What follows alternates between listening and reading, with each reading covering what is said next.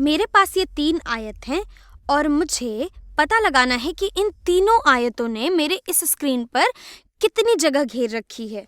और अगर हम इस वाले आयत को देखें तो हम देख सकते हैं कि इसकी लंबाई और चौड़ाई दोनों के ही मान बराबर हैं, इसलिए हम इस आयत को एक वर्ग भी कह सकते हैं। तो अब अगर हम यहाँ पर पता लगाना चाहें कि यहाँ पर इन आयतों ने मेरे स्क्रीन पर कितना क्षेत्र घेर रखा है, तो हम देख सकते हैं कि इन आयतों का जो माप है ये मुझे मीटर में दे रखा है। इसका मतलब जो भी मैं क्षेत्रफल निकालूंगी, जो भी क्षेत्र ये मेरे स्क्रीन पर घेर रहे होंगे, वो वर्ग मीटर में होगा। और उस क्षेत्रफल को निकालने के लिए मैं इन आयतों पर एक एक वर्ग मीटर के वर्ग रखना शुरू करूंगी और हम देखेंगे कि जितने भी वर्ग हम इन आयतों पर रख सकते हैं, बिना उन वर्गों का अतिव्यापन किए हुए, अर्थात बिना एक के ऊपर एक वर्ग रखे हुए और बिना इन आयतों की परिसीमा से बाहर निकले हुए, वो बताएगा कि हमारा क्षेत्रफल कितना होगा। चलिए हम शुरू करते हैं यहाँ पे वर्ग मीटरों को रखना। यहाँ पे मैं पहला वर्ग मीटर लेती हूँ। यहाँ पे मैंने इसको रख दिया, ये मेरा 1 वर्ग मीटर के बराबर है। तो आप देख सकते हैं कि मैंने यहाँ पर 1 वर्ग मीटर का वर्ग रखा हुआ है। और वर्ग मीटर से मेरा तात्पर्य ये है कि यहाँ जो वर्ग हम रख रहे हैं, इसकी भुजाओं की लंबाई 1 गुणे 1 है, मतलब इसकी सभी भुजाओं का माप 1 मीटर के बराबर है।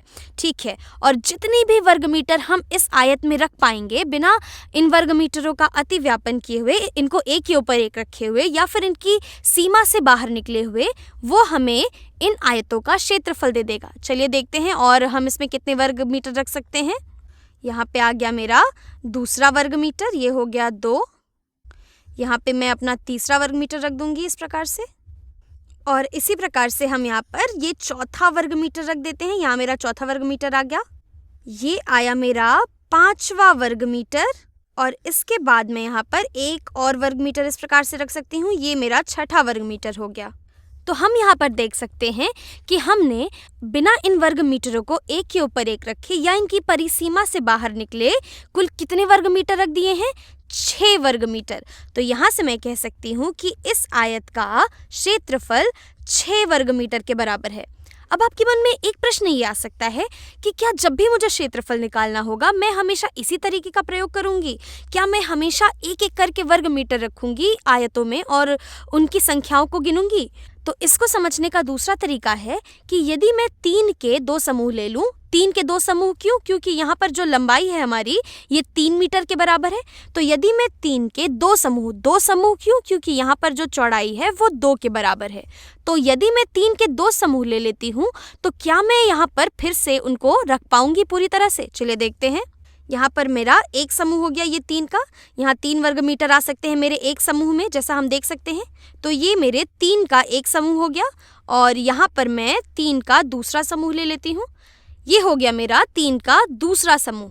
तो हम देख सकते हैं कि हम इस आयत पर पूरी तरह से 3 वर्ग मीटरों के 2 समूह रख सकते हैं। यहाँ ये वाला जो पहला समूह है, इसमें कितने वर्ग मीटर है? 1 2 3।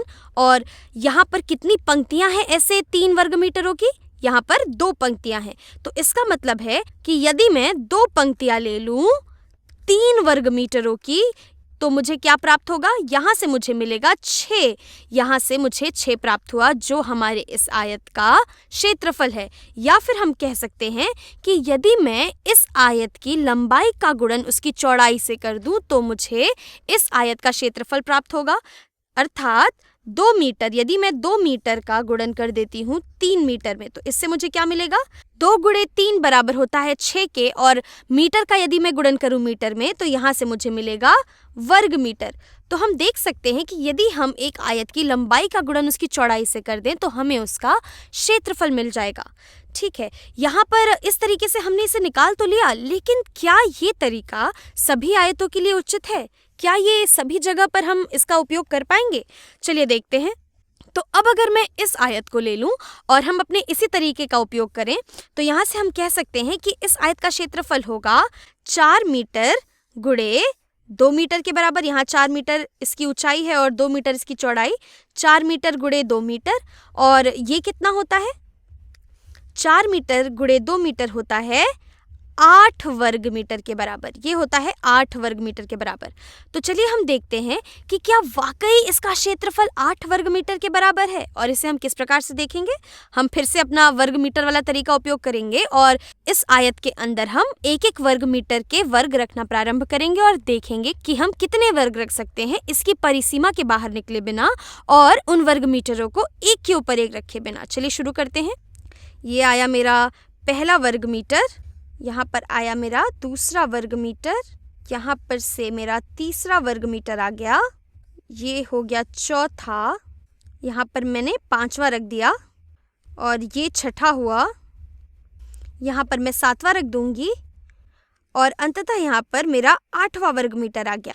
तो यहाँ हम देख सकते हैं कि हम इस आयत के अंदर 1, 2, 3, 4, 5, 6, 7, 8 वर्ग मीटर रख सकते हैं जो हमारे इस क्षेत्रफल के बराबर है। और अगर आप इसे दूसरी तरीके से समझना चाहें तो आप कह सकते हैं कि यदि मैं 4 समूह ले लूँ 2 के, चलिए हम बनाते हैं इसको। यदि मैं 4 समूह ले लूँ 2 के, यहाँ पर 2 वर्ग मीटरों का एक समूह हो गया, ये हो गया 2 वर्ग मीटरों का दूसरा समूह, ये हुआ तीसरा समूह और ये हो गया चौथा समूह 2 वर्ग मीटरों का। तो यदि मैं 4 समूह ले लूँ 2 वर्ग मीटरों के तो मुझे क्या मिलेगा, 8, क्योंकि प्रत्येक समूह में 2 हैं हमारे पास और कुल हमारे पास 4 समूह हैं। तो 4 गुणे 2 होता है 8 वर्ग मीटर के। या फिर इसके अलावा अगर हम कहें कि हम 2 समूह ले लें 4 के, इस प्रकार से यहाँ पर मेरे पास एक समूह हो गया 4 का, 1, 2, 3, 4 और ये हो गया मेरा दूसरा समूह 4 का। तो यदि मैं 4 के 2 समूह ले लूं तो भी मुझे 8 वर्ग मीटर ही प्राप्त होगा। इसका मतलब है यदि मैं लंबाई का चौड़ाई में गुणन कर दूं या चौड़ाई का लंबाई में, इस बात से फर्क नहीं पड़ता, तो मुझे उस आयत का क्षेत्रफल एकदम सही मिल जाता है।